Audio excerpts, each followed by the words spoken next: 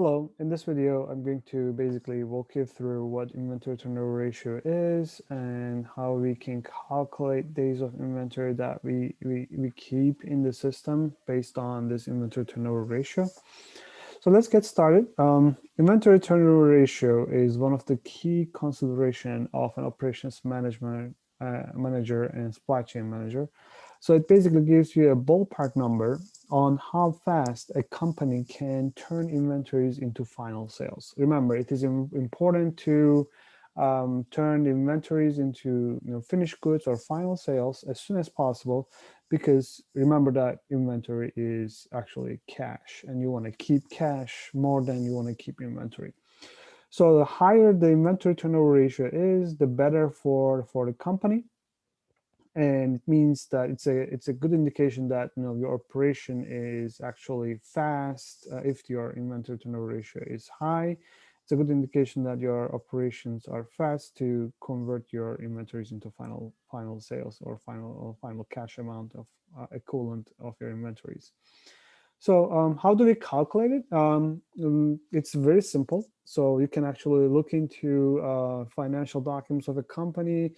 If they haven't released this ratio, you can look into their annual cost of goods sold, and then divide this number by annual average inventory investment.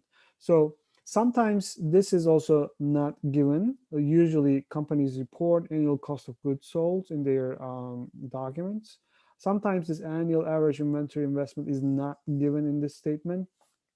So what you do is you look at the beginning inventory, right, in their system at the beginning of the year, and you look at their ending inventory in December, and you just take the average of this number and use it as your average inventory that you will be needing it in calculating inventory turnover ratio.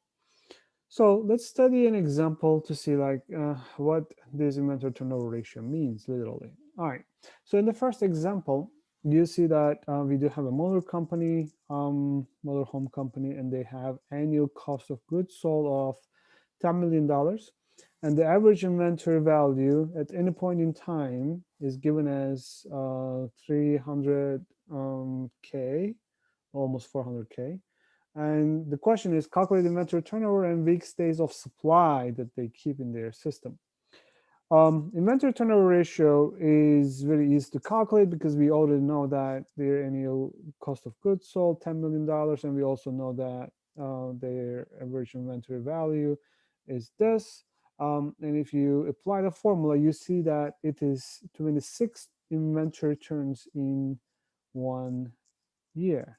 So it means that they were able to turn their inventories into cash 26 times in 1 year, right? If this number was 50, it would have been much, much, much better, right? It would indicate that this company is actually, compared to 26, if this number were 50, it would mean that their operations are much faster converting their inventories into final sales. Well, what about days of supply? Right? How many days of supply on average they keep in their inventories?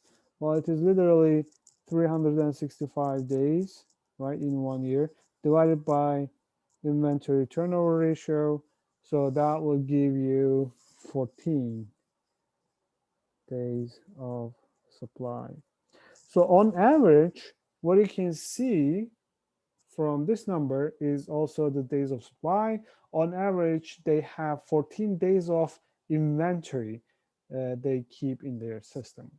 Again, this is an average number, so I assume that at some point you went to their warehouses and then you just took a picture, a snapshot of what's going on, and you would be expected to see 14 days of supply in their system. Okay, that's what this number means. It's a nice indication, and it's a nice indication how this company is doing. Inventory turnover ratio and days of supplies are very important measures. And you can just basically monitor the progress of their systems by looking into these numbers. So let's see another example. It's a very similar one. This time it's a different company, and their annual cost of goods sold was given as $3 million, and the average inventory value was 250K.